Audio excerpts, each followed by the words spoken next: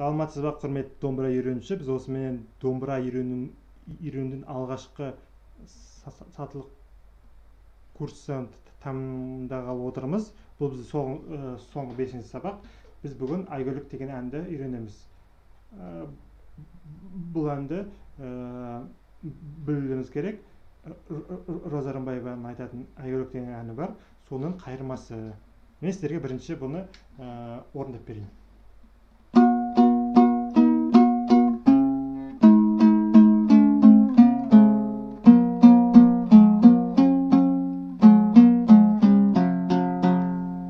Деген шағын ғана, бірақ сіз үшін күрделі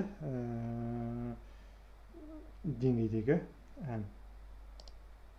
Сонымен бастаймыз. Сіз білуіңіз керек, сызықтың астына жазылса үстіңгі шек, астында сызықтың үстінде жазылса бұл астыңғы шек. Үстіңгі шекті 10-мен басамыз. 10-ші пернені бас бармақпен 12-ні басамыз. Кеттік, бірге көреміз. 12-неше рет, 3 рет көреміз. 12, 12, 12. Енді 10-ды басамыз. 10, тағы көрек басынан. 12, 12, 12, 10, арғарай. 12, 12, және 7. Үсті 0, ашық. Тағы да. 12, 12, 12, 10, 12, 12, 7. Бұнда болып бұлай соғу керек сізде.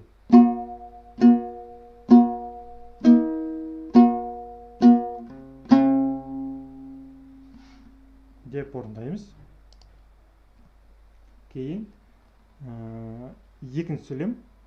Үсті 8, асты 10. 10, 10, 10. Арғар 8 болады. 3 рет орындағаннан кейін енді 7. Тағы көрейік. 10, 10, 10, 8, 7. Енді 5, үсті ашық. 3. Тағы бір рет көрейік. Екінші сөйлемді.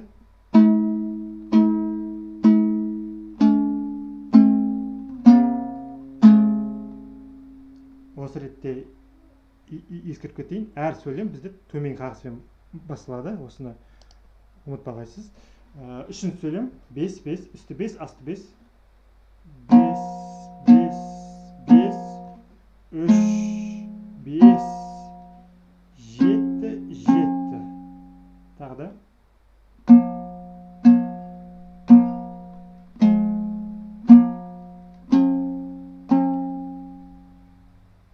5, 5, 5, 3, 5, 7, 7.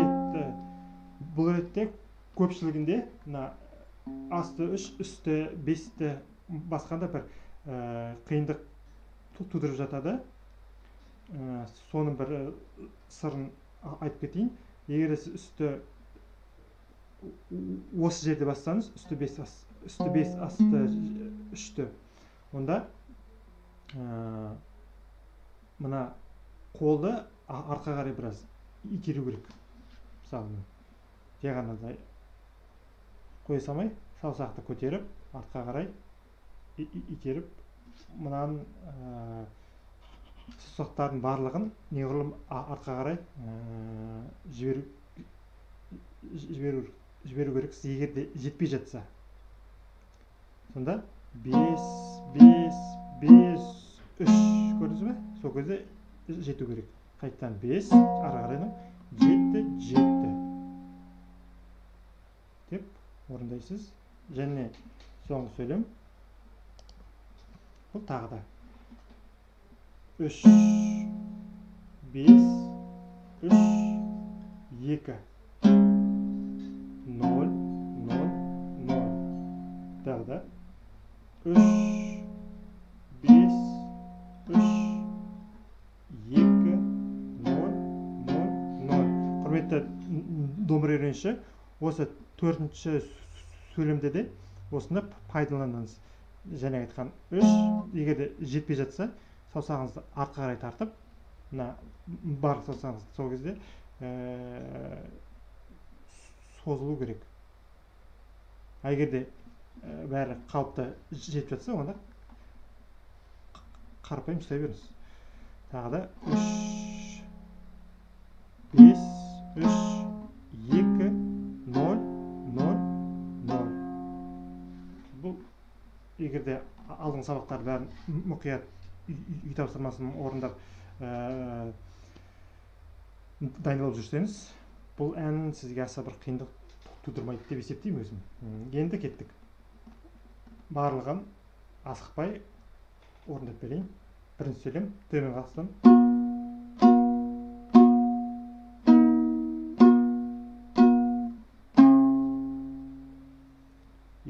Екінші сөйлем, үсті 8, асты 10.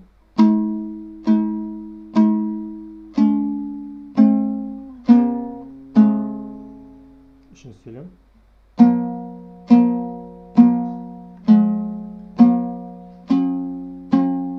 Төртінші сөйлем.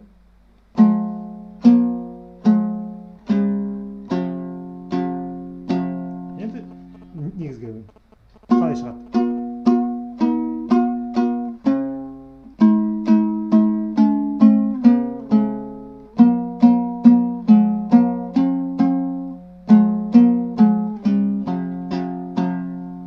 Деп шығады. Құрметті добрай үйренші, осымен біздің алғашқы 5 сабақтық курс аяқталды. Егерде қажет деп танысаңыздар, екінші кезеңге де қала береді. Ендеше мен сіздерге екінші курстағы 2 күйді орындап берейін. Бірінші, бұл жастар биі деген күй, екінші курстағы.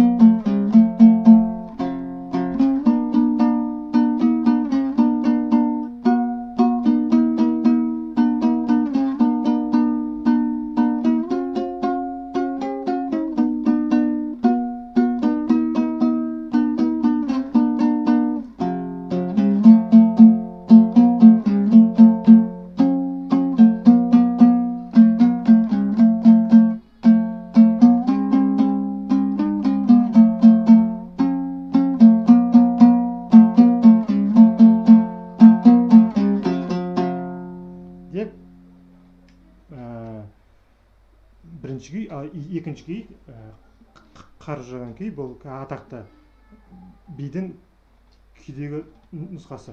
Негізгі әуел бұл күй болған, кейін биді қосып танымал болып кеткен.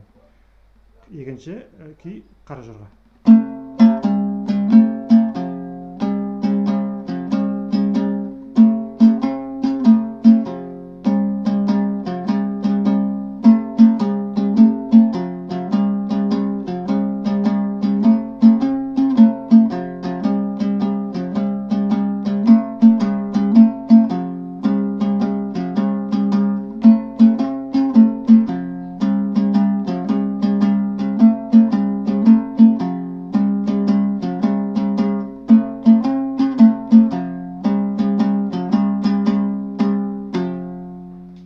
Деп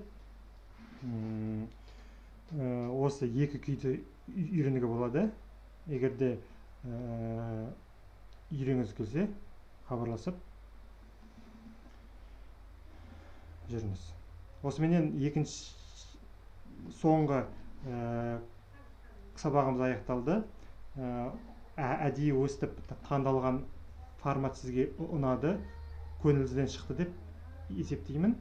Бастысы домбыра үйреніп, қазақ ұлттық өнеріміздің өркендеуіне өзіңіздің септігіңізді де тигізе беріңіз. Сау болыңыздар. Курсқа қатысқандарыңыз үшін мың алғыс айтамын.